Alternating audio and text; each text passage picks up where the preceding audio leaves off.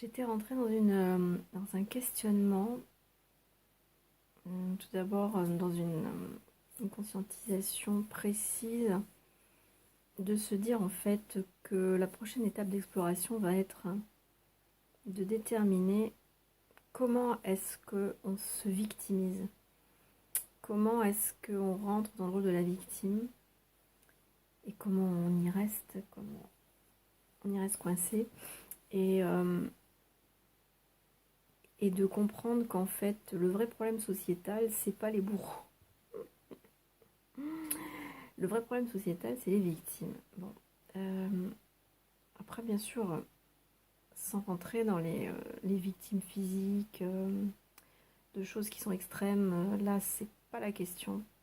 C'est vraiment pas la question. Là, je parle en fait du triangle dramatique interrelationnel, je dirais à peu près équilibré, donc de ce qui se joue dans une relation amoureuse ou autre, professionnelle ou filiale ou d'amitié. C'est-à-dire des relations qui sont, je vais dire, de dominant-dominé, mais de rapports de force, de conflits d'intérêts, voilà. Je ne parle pas évidemment des violences extrêmes qui relèvent du droit pénal. Euh, on reste vraiment dans des choses basiquement psychologiques. La victime basiquement psychologique est pour moi maintenant le vrai problème social, comportemental, qui crée la dysfonction de la relation interpersonnelle et donc sociétale. Parce que ça fait boule de neige. Ça fait boule de neige, euh,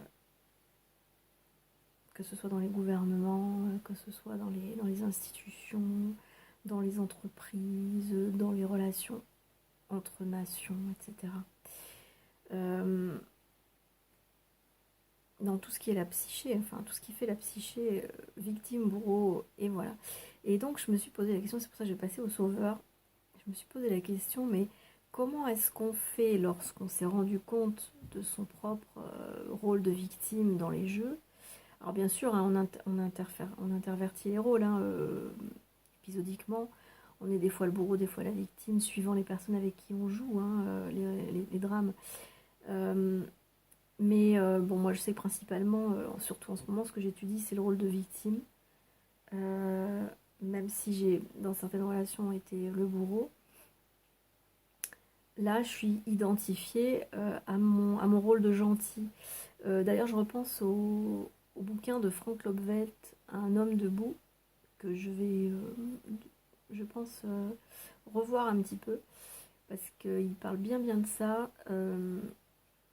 sur en fait la fausse image que l'on a de la victime, qu'en fait c'est des faux gentils. Des faux gentils dans le sens où ils se complaisent dans cette image de victime parce que du coup ça leur donne le rôle de gentil.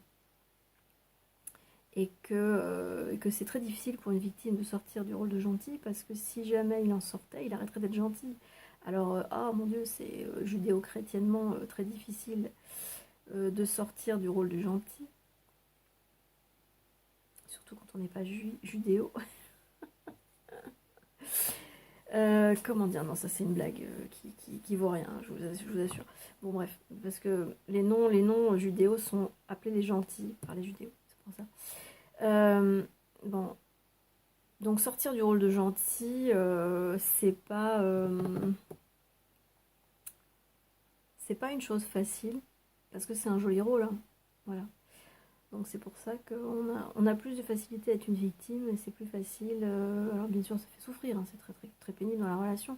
Mais au niveau moral, on se sent plus moralement plus valorisé à être un gentil victime qu'on se sentirait valorisé à être un méchant bourreau. Voilà. Ou un bourreau méchant. Mais bon, ça c'est des caricatures, hein, ces mots-là, bien sûr. Il y a toujours des variations entre les deux thèmes, hein. Et donc je me posais la question, donc dans cette propension à être la victime, comment est-ce que moi je vais ne pas sortir de cette vision extérieure? Parce que quand on est sorti du triangle dramatique, je vous garantis que c'est quand même sacrément confortable, parce que du coup ça enlève la souffrance. Et du coup la souffrance on la regarde à l'intérieur du triangle de ce qui s'est joué, mais on n'est plus dedans. Donc n'étant plus dans le triangle, on n'est plus non plus dans la souffrance. C'est quand même assez bien. Et enfin, c'est bien dans le sens où c'est quand même du bien-être, pas bien dans le sens moral, hein. C'est dans le sens du bien-être, c'est bien, c'est très reposant, c'est très pacifiant. Euh, Pacifiant et non pas opacifiant, c'est très pacifiant. Donc je me suis posé la question là, il y a quelques minutes, comment est-ce que je ne vais pas retomber dans l'identification au rôle de victime? Parce que c'est tellement facile, c'est tellement une habitude, c'est tellement un confort moral, justement, psychologique, que... Et tout d'un coup, j'ai compris le rôle du sauveur. Qu'est-ce que c'est qu'un sauveur? C'est quelqu'un qui va vous dire, oui, tu es une victime, au pauvre de toi, tu es abusé par quelqu'un d'autre, et ne reste pas dans cette situation parce que tu es tellement victime de quelqu'un qui est tellement méchant. Et c'est ça le sauveur. Mais le sauveur, il vous sauve de quoi? De rien du tout. Il vous sauve à la limite en vous disant, sors d'une situation où tu es malheureux, mais en fait, il ne vous sort pas de votre rôle de victime, il vous sort juste de la mise en scène. Qui, si vous étiez capable de voir la mise en scène, vous en sortiriez parce que vous verriez votre rôle de victime. Et il n'y a pas à avoir un rôle de victime. Quand c'est des relations interpersonnelles classiques. Je ne vous parle pas, évidemment, des vraies victimisations des personnes qui ne sont pas dans des dysfonctions et qui sont, par exemple, des enfants, quoi. C'est pas de cet ordre-là, je parle vraiment d'égal à égal, quoi. Des relations d'égal à égal où il y a un équilibre possible entre les personnes et pourtant il n'y en a pas. Parce qu'il y a cette victimite et cette domination qui répond à la victimite. Parce que la domination répond à la victimite. Edgar Morin, non, c'est pas Edgar Morin, Roland Gori. J'ai fait un mélange entre Edgar Morin et Roland Gori.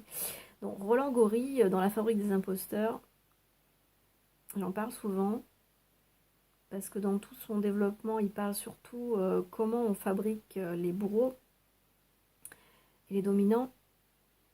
Bon, c'est bien, on fait que parler de ça, hein, les méchants, les élites, les dominateurs, les dictateurs, enfin tout ça, voilà.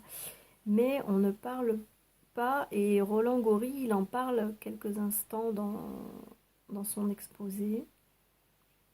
Il explique qu'en fait, que la domination est une réponse à une commande d'un besoin de domination. Alors, c'est vrai que c'est un petit peu difficile à encaisser, mais voilà, il faut aller chercher. C'est-à-dire que je pense aujourd'hui que la vraie résolution du problème sociétal fondamental, du problème d'identité en fait, c'est la victime qui doit aller la chercher, la solution.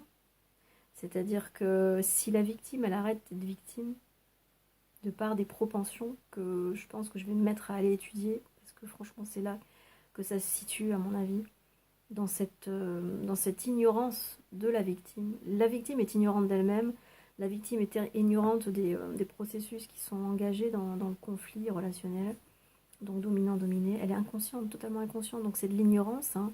Donc c'est évidemment, la victime n'est pas coupable d'être victime, bien évidemment, elle est juste ignorante de mécanismes. Donc c'est ça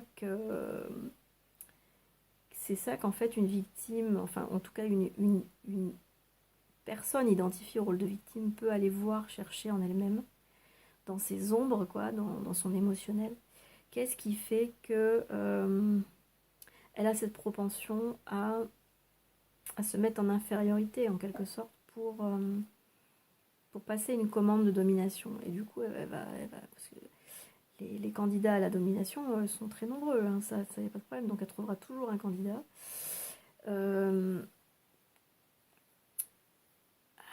Parce que vous avez des dominants qui n'ont pas besoin forcément qu'il y ait une commande de victimite en face, qui vont de toute façon, de par leur propension générale, chercher toujours à dominer.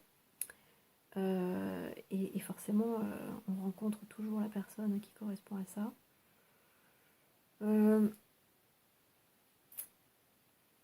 Évidemment, un super dominant, quand il va être en face d'une ancienne identité victimite, et qui ne se laisse plus faire, ça va pas matcher, il va pas rester, quoi. Il va aller voir ailleurs s'il n'y a pas une proie plus facile à attraper. Donc voilà.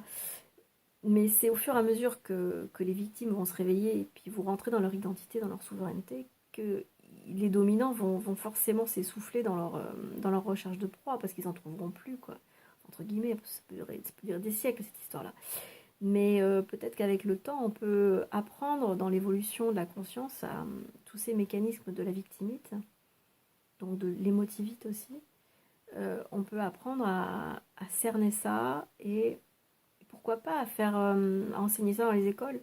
Bon, pour le moment, évidemment, avec le système capitaliste, la victimite, c'est le fondement de la société capitaliste, hein, donc forcément, ça ne sera pas enseigné dans les écoles très prochainement, ça c'est sûr. Mais pourquoi pas dans quelques décennies enseigner ça à l'école, oui, parce qu'il y aura des choses qui bougeront dans quelques décennies, de toute façon. Donc, si c'est enseigné à l'école, ça peut déjà rentrer dans des schémas comportementaux, sociétaux, qui, un petit peu comme ce qu'on voit aussi dans Equilibrium ou dans Le Passeur, voilà, mais bon, c'est très exacerbé et quelque part c'est très pervers parce que il y a une espèce de dictature du comportement absolument sain, quoi, ou non victime, où les gens sont totalement désémotivés.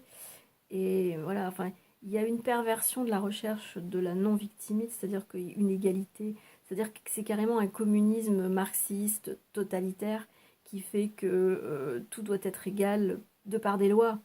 Et donc, en fait, l'égalité et l'équité entre les gens va être dictée par des lois.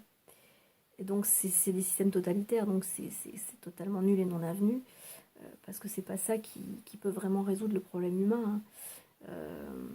Equilibrium, Le Passeur, qu'est-ce qu'il y a d'autre comme film Je dirais que Fahrenheit 451 aussi, c'est de cette nature-là en même temps, ouais. Parce que dans la dictature qu'il y a dans Fahrenheit 451, il y a une volonté de de ne pas attiser l'émotion qui crée les conflits, qui crée les guerres et tout ça. Voilà. Donc le fait de censurer toute forme de culture dans Fahrenheit 451, parce que la culture simule l'émotion. Voilà, donc dans Fahrenheit 451, la volonté, c'est d'enlever toute culture de manière à annuler toute émotion chez l'être humain, de manière à le rendre un peu comme un robot qui est d'humeur égale et que tout le monde donc soit uniformisé. Ces tentatives-là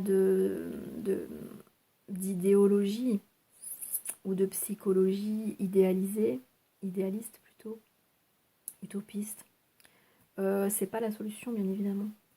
La solution, c'est vraiment une conscientisation individuelle, et non pas légalisée, non pas légiférée, mais une conscientisation, putain, je ne prononce pas bien, totalement individuelle qui va faire que chaque individu, même s'il est formé par les écoles, va rentrer dans sa responsabilité individuelle. Pourquoi pas enseigner l'individuation dans les écoles? Oui, parce que le but de l'individuation, c'est de former l'individu à sa souveraineté, à son identité, à son indépendance émotionnelle, dans son intelligence émotionnelle, enfin tout ça, quoi. Donc ça, oui, c'est à mon avis le prochain pas de l'évolution sociale. Le prochain pas de l'évolution sociale passera par le prochain pas de l'évolution individuelle. C'est-à-dire qu'il n'y a pas d'évolution sociétale s'il n'y a pas une évolution de l'individu. Ça peut passer que par l'individu. Et l'individu qui s'individualise, mais qui passe par l'individuation, donc c'est une individualité vibratoire, l'individuation. C'est pas une individualité psychologique et égoïque dans le sens connu pour le moment. C'est une individuation vibratoire. Et donc cette individualisation vibratoire, elle est appelée à modifier la société. C'est-à-dire que plus il y aura d'individus en individuation, c'est-à-dire qui seront sortis donc du triangle dramatique et des rôles sociaux qui se jouent dans ce triangle de domination et de soumission, c'est ça qui changera une société. Mais à mon avis, ça peut prendre beaucoup de temps parce qu'au niveau individuel, ça prend beaucoup de temps aussi. Parce que ça rentre aussi avec des systèmes énergétiques Bon, l'énergie du vide va bousculer beaucoup de choses dans la société, mais c'est sûr que l'énergie du vide individuel, c'est déjà quelque chose, hein. C'est-à-dire que l'individu qui rentre en communication avec son centre atomique et qui va avoir une instruction informationnelle comme une instruction énergétique, c'est-à-dire qu'une modification cellulaire, une modification moléculaire, une modification atomique de son corps, c'est déjà pas rien. Déjà de pouvoir comprendre tout ça, tous ces changements qui viennent, c'est déjà pas rien, mais ça ne peut pas faire l'impasse de l'émotionnel, du corps émotionnel. Il faut vraiment passer par le corps émotionnel, et donc le corps émotionnel, il est totalement prisonnier du triangle dramatique. Il est totalement identifié, prisonnier de l'identification à des rôles, donc ces rôles de bourreau, victime, sauveur. Et on ne peut pas faire l'impasse que d'en passer par là. On ne peut pas en faire l'impasse. Et donc, ben, là, je viens de comprendre en fait que le sauveur, c'est tout cet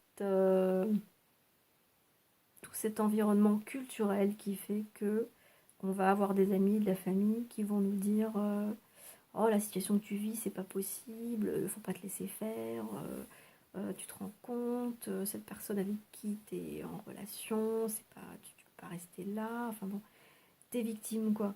Voilà. Évidemment, c'est pas faux ce qu'ils disent, parce que dans certains cas, ça sert à rien de rester avec certaines personnes, hein. Il y a une toxicité qui est non soluble, non résoluble. Donc ça sert à rien de rester s'il n'y a rien à faire, quoi, hein, voilà. Mais dans d'autres cas, il y a des vraies résolutions qui peuvent être accomplies et qui peuvent devenir archétypiques.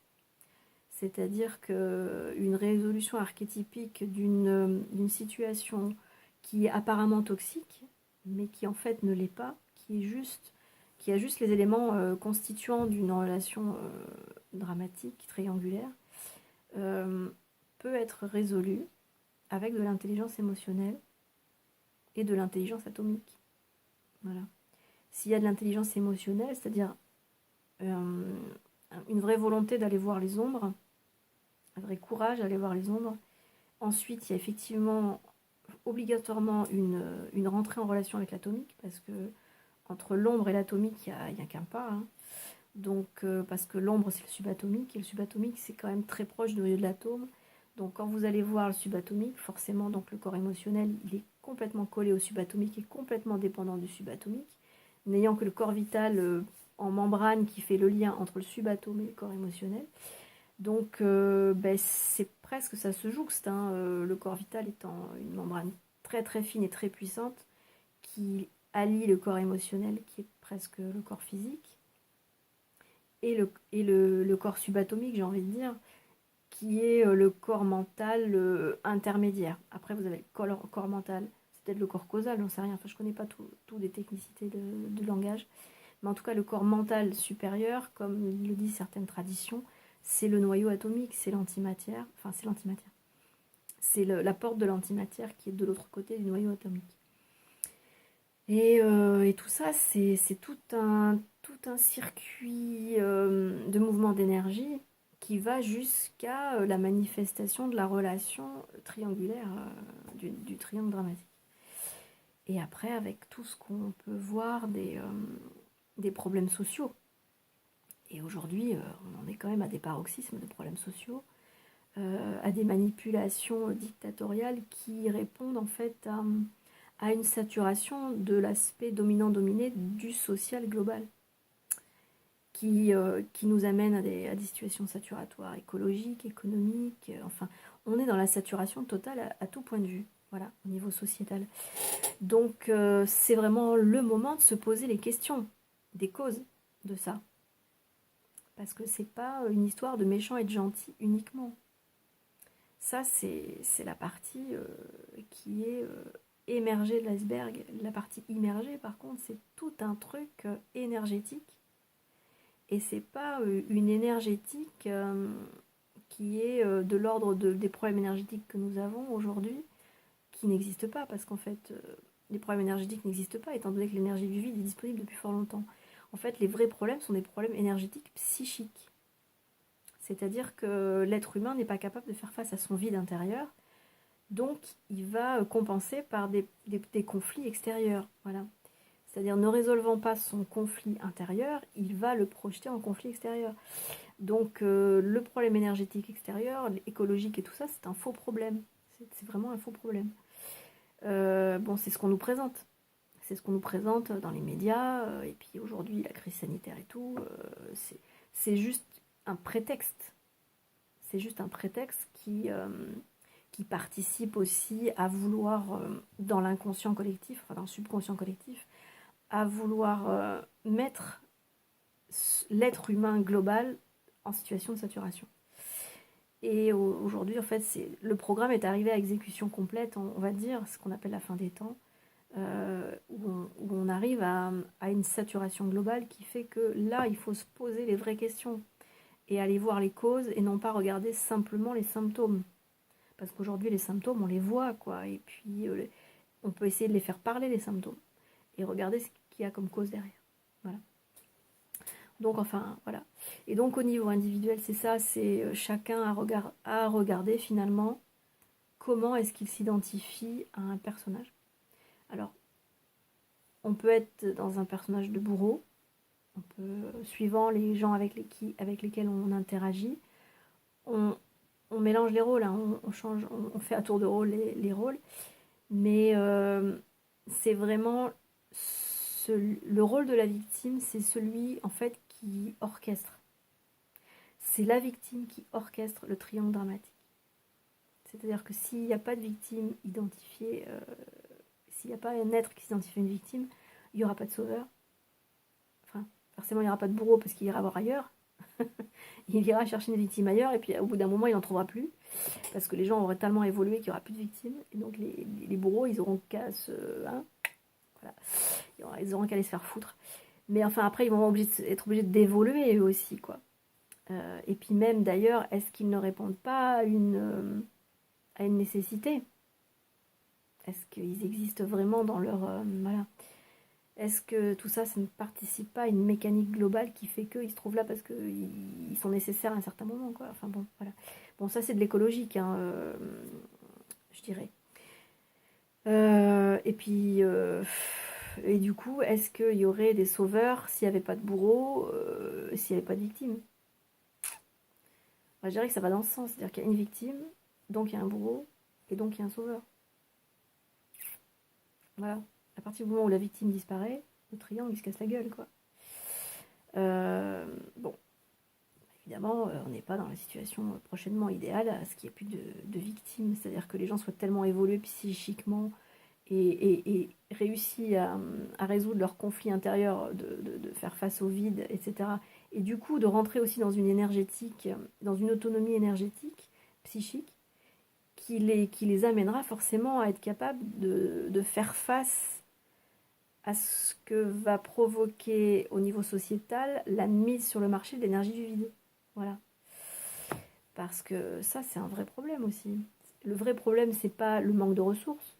Le vrai problème qu'il va avoir bientôt, c'est qu'on va avoir à disposition l'énergie du vide. Et que ça va vraiment provoquer un vrai problème psychique dans l'individu. Bon, je pense qu'elle ne sera pas forcément mise sur le marché avant un bon moment, parce que il y a des victimes tellement puissantes que les bourreaux sont ultra puissants en réponse à la victimisation des masses, quoi. On dit qu'il y a une grosse connerie dans les masses, mais voilà, après ça vient aussi beaucoup de l'éducation. Mais il y a aussi d'autres choses aussi qui se jouent au niveau de la nécessité de faire transister les corps. Bon, après ça c'est encore autre chose, je ne vais pas rentrer là-dedans, parce que là on rentre dans tout un truc sur la subatomique, et donc sur sa relation avec la matière. Bon. Restons sur du psychologique, en tout cas, essayons de... Enfin, en tout cas, moi, je me dis, là, il faut vraiment se concentrer sur le corps émotionnel et sur toute sa transmutation. Et à mon avis, ça passe vraiment par la prise de conscience de la victimite, de l'identification au rôle de victime. Et quand on sera dans ce vitriol, c'est-à-dire dans cette observation, il y aura forcément dans l'observation une rectification. Voilà. Donc, il n'y a toujours que l'observation pour rectifier.